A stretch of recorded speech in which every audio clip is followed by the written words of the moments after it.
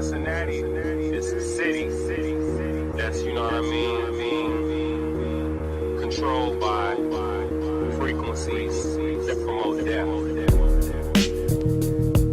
Broadcasting from Cincinnati, Ohio, it's The Basement Show.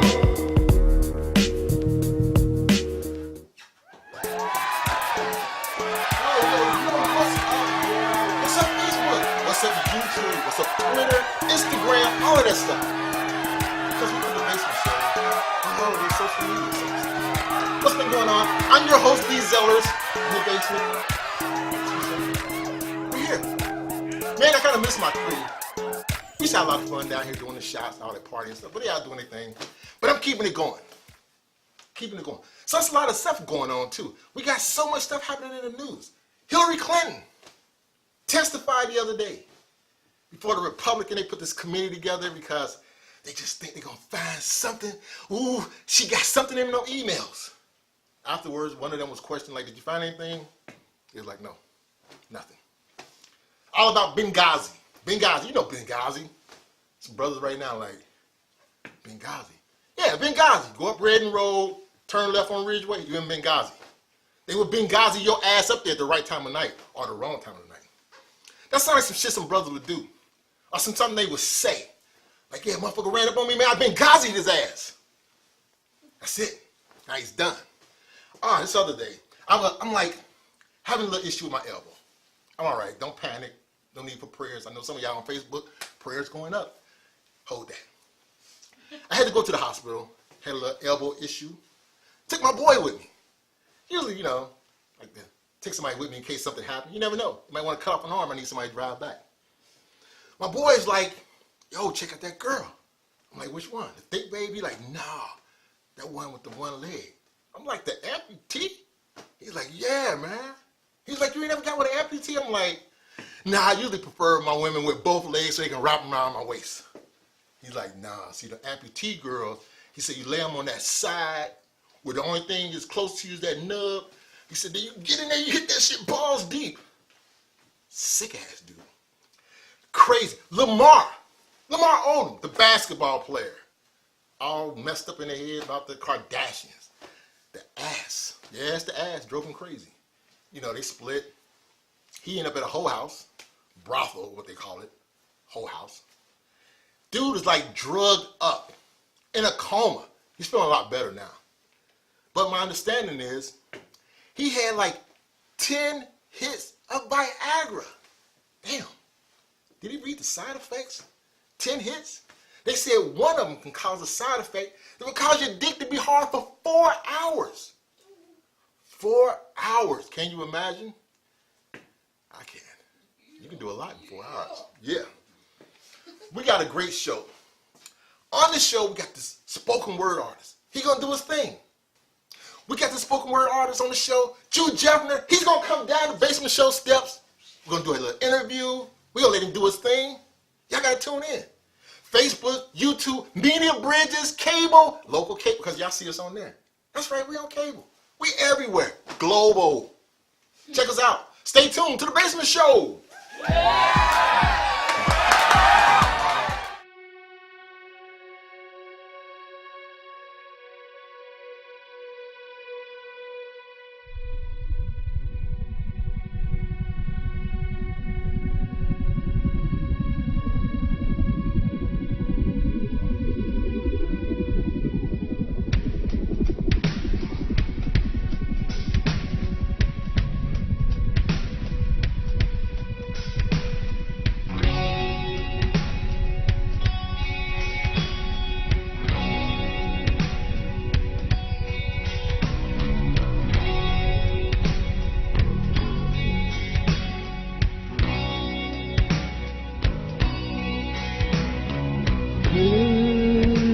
Goodbye, my friend.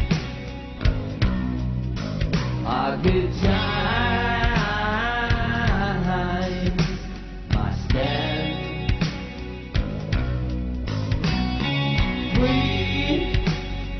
Free as you ever wanted to be. We're back. Where'd you go? I was here, waiting on you. YouTube, Facebook, Media Bridges, Instagram, Twitter, little bird, tweet, tweet, tweet.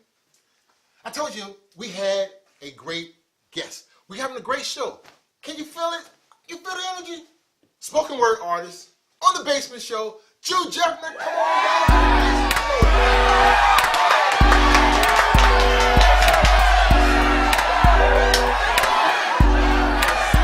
All right, we got my man here, Jugh Jeff. Thank you, man. Thank you for just giving me a little room, let an old guy get by.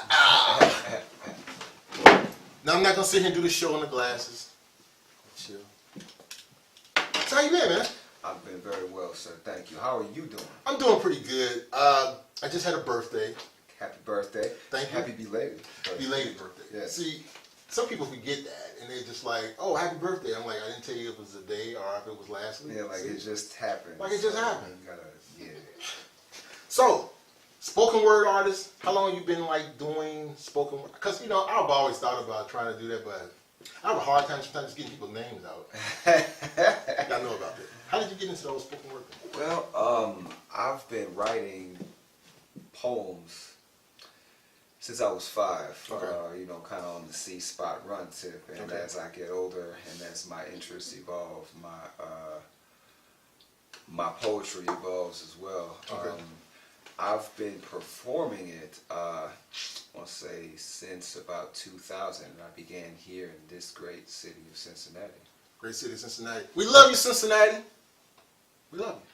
So, what are you from? So you from here? No, sir, I'm not. Where you from? I'm from the planet.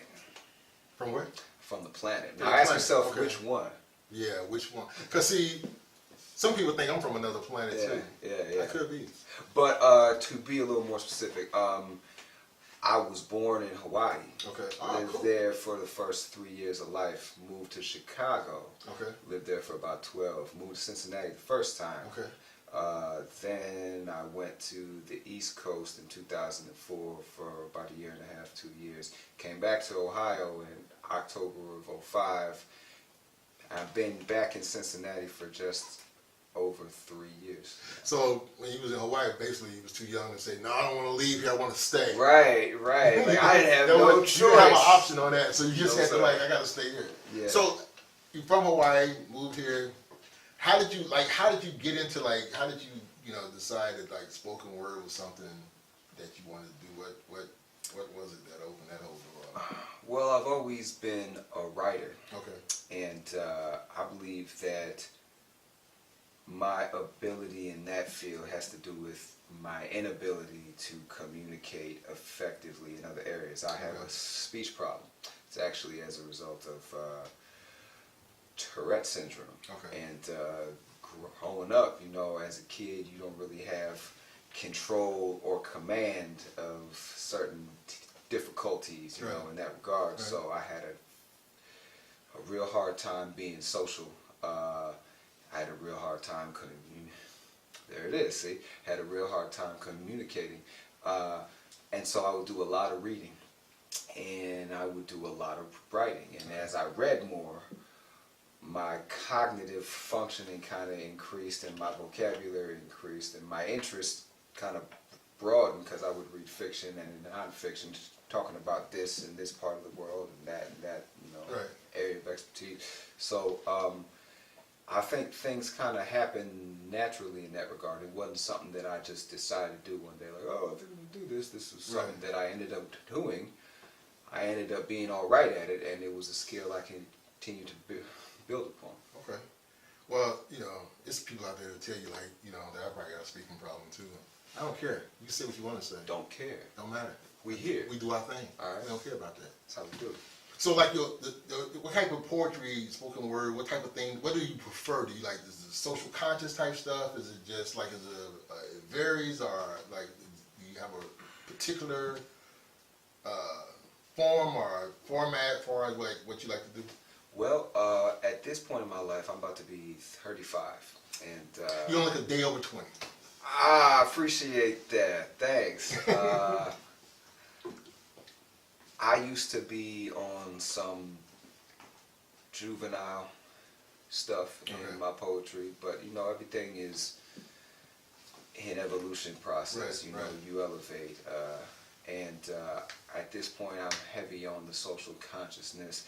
I throw in a little bit of love here and there, but I mean, it isn't what I would consider sappy love poetry. There's a lot of that going on. Right. I mean, in my personal interpretation of it, I don't knock anybody or their hustle, all right? But, you know, I feel the way I feel. I am what I am, and I do what I do. And what I'm doing at this point is really doing my best to speak on the ills and the issues that affect more than just me, more Right. than just the people I know.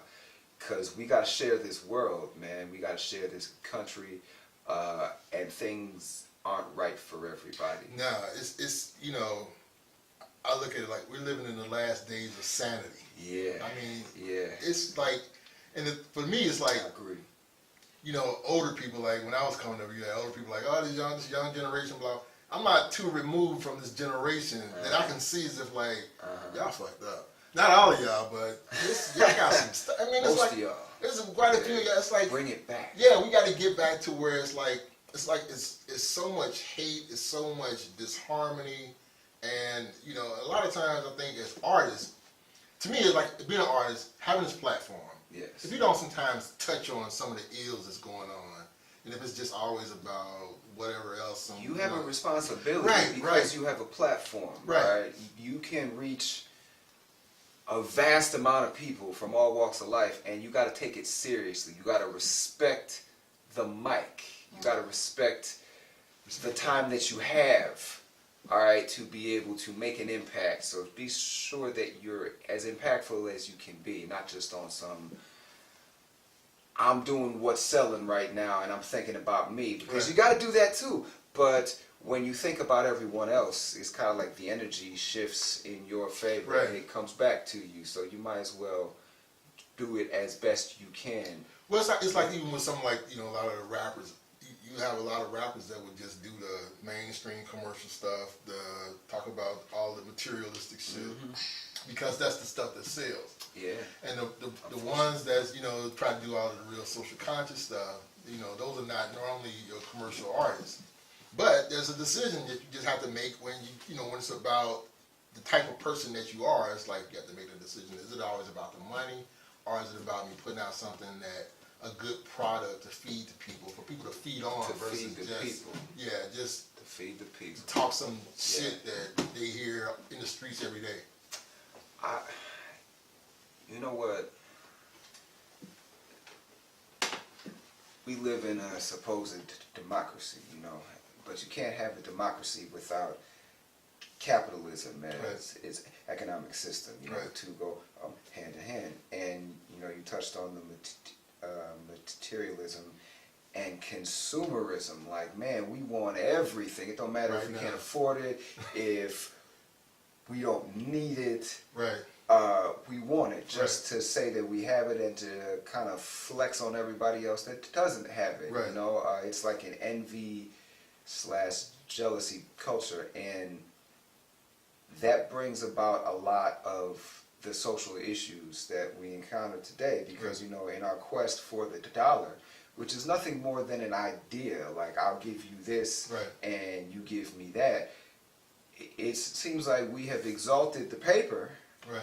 And we have downgraded the product that we're trading the paper for. Like, Right. we want this, and we'll just take that because we need that, but we need this. And it's Right. like, no, bro, we need this food. We Right. need this water. We need this wisdom, Right. right? Right. We need this social dialogue. We don't need this money. They tell us we need this money. And, you know, it's nice to have this money, all right? Money's but, nice.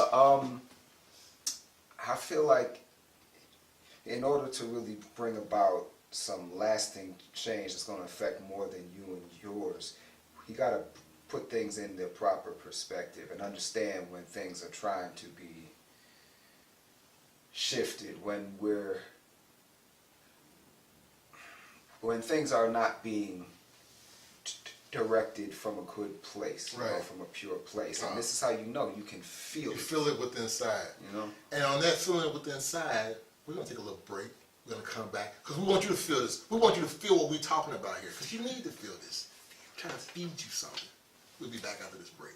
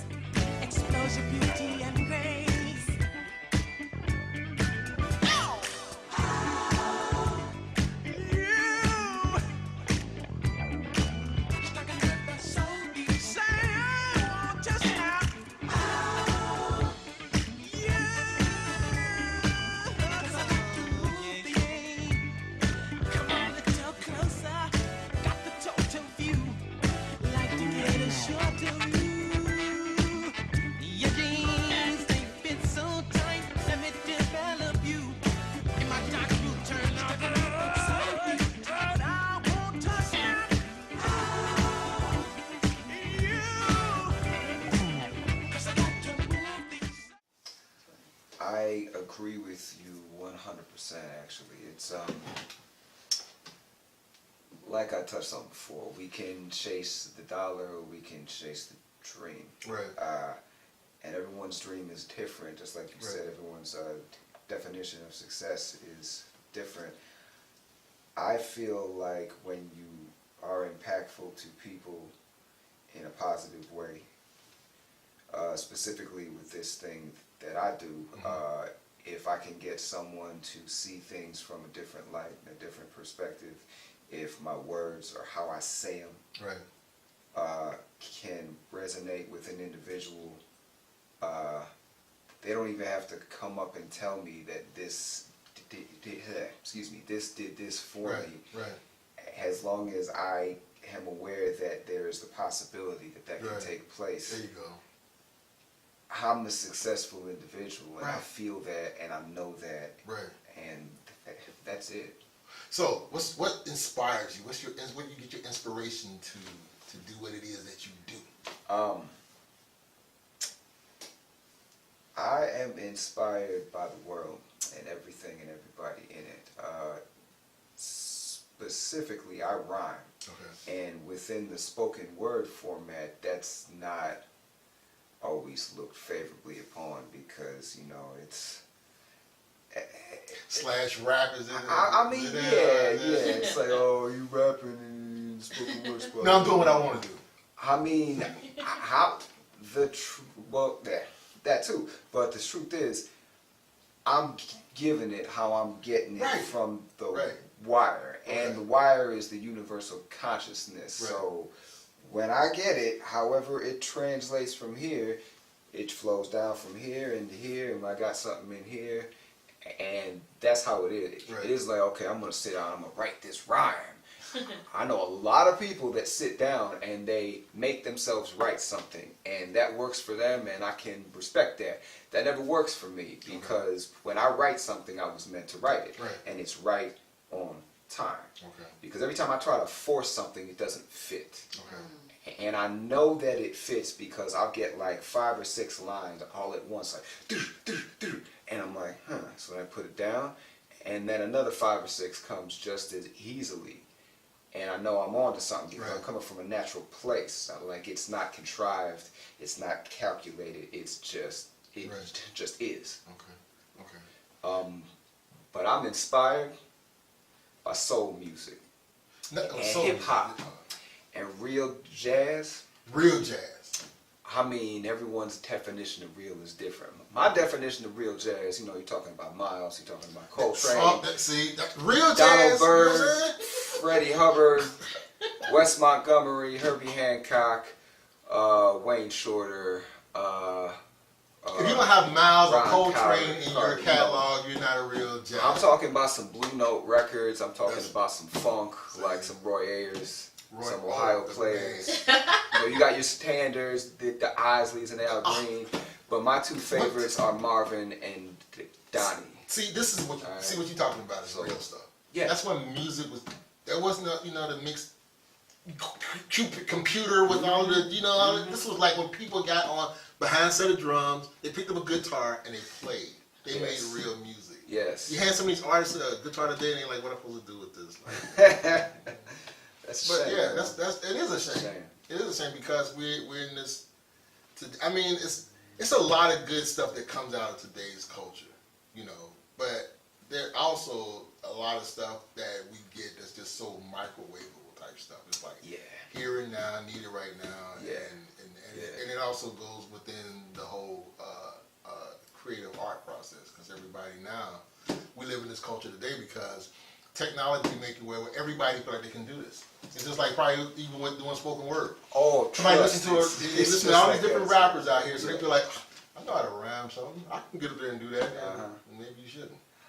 Maybe you should do us all a favor and not do that, please. Supposed to be a real poet. But I was actually talking to somebody yesterday. This person at my bank, and I mean, I like to talk. You can see I like to talk. Okay, I'm a friendly guy. And she asked me how I was doing, and she said, "Give me the short answer." And I was like, "Ha, that's funny." But I leaned in and I said, sometimes it's all right to forego the shortest distance between 2 points and take the scenic route. There you go. Because it's more meaningful sometimes. You're going to get to the same place, but you got to stop and smell the roses from time to time. Sometimes you got to smell the roses. And I'm going to bring that in within the framework of what we were just talking about. You have a set formula for success, especially nowadays in today's what they call R&B and rap, and the subject content is very homogenous, and that is the same, and it tailors to this particular formula. Guns, drugs, misogyny, violence, I'm so hard, I got all this money, my cars, my jewels, or if you're an R&B singer, it's just straight fuck music at this point. It's not even creative, it's literally the shortest distance between 2 points. Like 2 people walk in the room, they're already naked, there's no foreplay, alright, so I'm not trying to get you to take off your clothes with my sweet voice or the words I'm using. I'm just like, yo, you here, we're fucking, alright, and it's like, hold on, man. And you gotta want more than that. I mean, I feel like you gotta want more than that from your expression, because I mean, how do you even respect yourself coming across like that and call yourself a creative and say I work hard at this, which I mean, no doubt you do. You spend long hours in the studio and meeting with this person, for the beat and this and that and the promo, and all that is work. I get it, but the work is when you're putting pen to page and you're trying to come up with something amazing. And if it ain't amazing, then why even do it? Why even do it? And I'm like that, it's like the old school porn, where a pizza delivery guy would show up and it's like the music was playing, and they played it out. Nowadays, they just like in a room, naked, banging it out. He's right though. Come on. You gotta like take the time and get up to that point. So in what you're doing, it's like, do you look like? Because a lot of times we don't think about the young people that's watching us. And I get that all the time. People like, young people sometimes watch this. They don't supposed to be watching this show. If you're young, if you're under 18, turn this off right now, because I say some stuff that go to sleep. Parents might not like. Go to sleep. So do you like? Do you think about that as a role model? As the things you want to inspire to our youth? Or Yes. I believe that children are our future. Unfortunately, the present they'll be left with isn't much of a gift. And we can change that, but we just have to be adamant in our efforts and not be swayed by the BS that we're going to come in contact with, because there is such a thing as easy money, but all money ain't good money, as they say.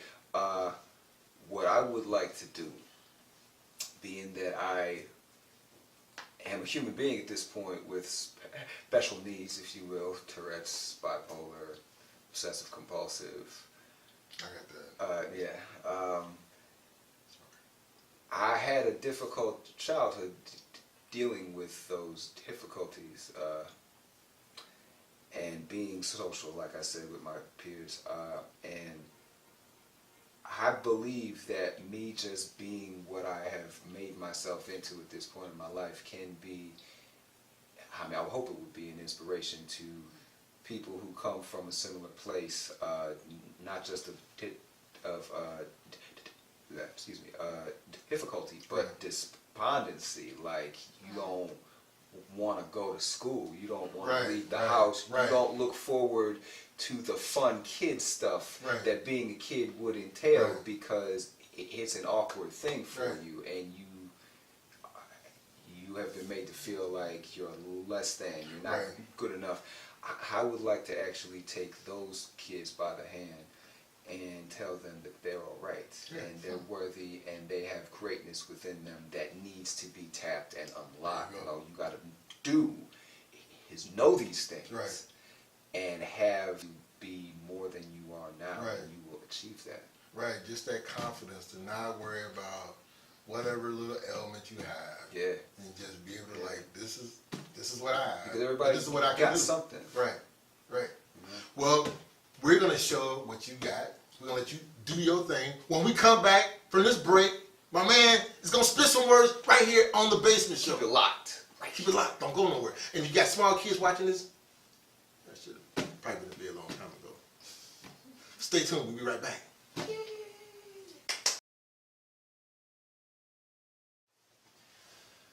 Oh, beautiful for spacious skies, for amber waves of grain, for purple mountain majesties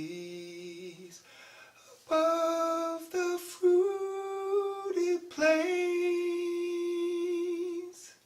Sounds like a nice dream, right? Don't get game. Listen, we live within a system where reality is skewed through deception and misdirection. No question this is true. What are we going to do when open war is on our doorstep? Tell our aggressors to leave a message because we're not prepared yet?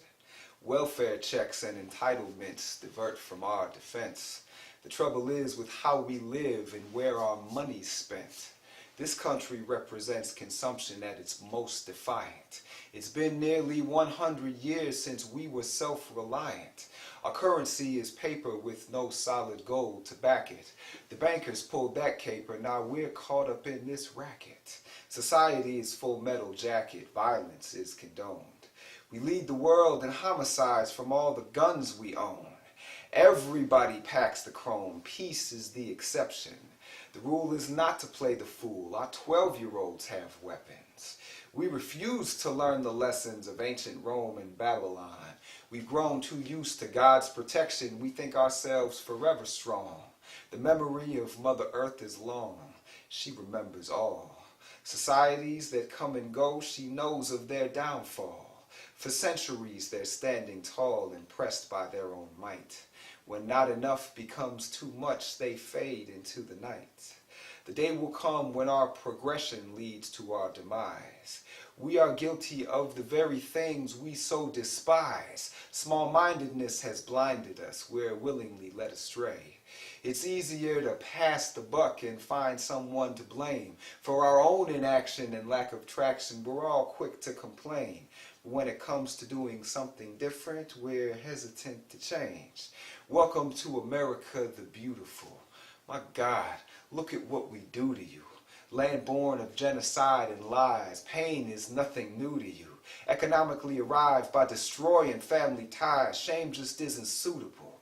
The more we burn, the more we earn, that's business as usual. Our object is immovable. We're sadly resigned to our fate. Like Esau and his pot of stew, our massive hunger wouldn't wait. Our thirst for power won't be slaked. It worsens by the minute. It's hard to love your country when you can't stand the people in it. This is the beginning of the end for America, America.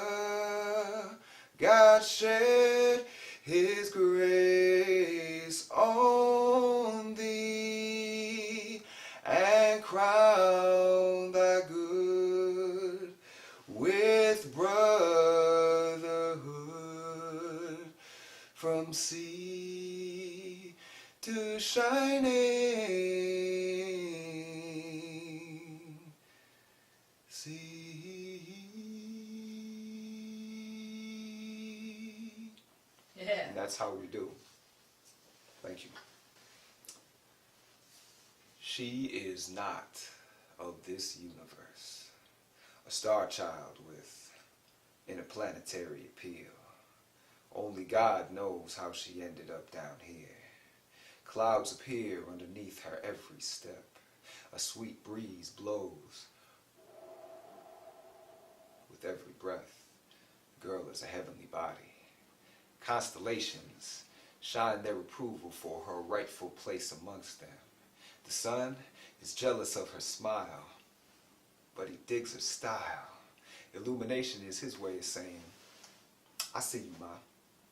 The moon hates Star Child. Her gravitational pull took over the tide. That envious orb in the night sky began to cry, that job was mine, and I don't share. With the spirit pure as the mountain air, baby doll is in perfect alignment. One glance in her direction, feet sink deep into concrete, keep an hourglass just to gauge where the time went. How milky her way must be. Twin supernovas emit light green laser beams from a face that could launch 10,000 rocket ships. Her hair is sparkle from the tail of a comet. Her voice is the sweetest deep space sonnet. The lady gets it honest. A beautiful being birthed from the Big Bang. The epitome of femininity. Raw cosmic energy within a mortal entity. A precious gem from a galaxy unknown. Be sure to speak. She will be shy. How lucky is the guy that gets to be her tour guide. Make her feel comfortable because this star child is light years from the place she calls home. Thank you. We are caught up in the syndrome. Millions of lives commoditized, bought and sold like the message gets controlled. Dollar signs are emphasized to energize enterprise. Inconvenient truths are rebuked, torn out from the root. Flexible integrity solidifies foundational lies. We imbibe the Kool-Aid, flavored to whatever savory seasoning we deem to be most pleasing. Our poisons are self-selected. Bodies and minds becoming infected with the hemlock of misdirection. We drink deeply of all these deadly cocktails that harden soft hearts, making strong minds frail. Running up in this bitch with no protection. Fellas, grab your erections. Gals, feel on your breasts. Ask the question, how long am I going to keep fucking myself? Dudes out here chasing paper, pulling capers, crying without tears to meet their makers, all in the pursuit of wealth that can neither maintain nor sustain their health. Laying down with dogs, their minds in a fog. Ladies are having too many babies, angry when they get rabies. Come across a real man, start to scream, save me! Maybe next lifetime. Everybody wants to be a millionaire, but they're fresh out of lifelines. Hoping a sweet beat and a nice rhyme, or a fast 40 time for the combine, or a 20-10 and 5 stat line will help them find the exit sign. We are caught up in the syndrome, putting life on hold to exist in the interim. The risks we take are bold as we desperately wish for riches. Little do we know how deep we all dig our own ditches. Too many absurd N-words and bitches, not enough misters and misses.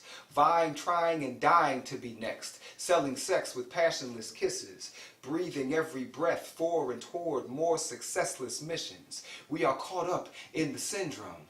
Born to lose. Folks are trying to win some. We've been dumb purposefully. The truth speaks hurtfully, wounding those who don't know who they are internally. Hope is what we're murdering by jiving from sunrise to sunset.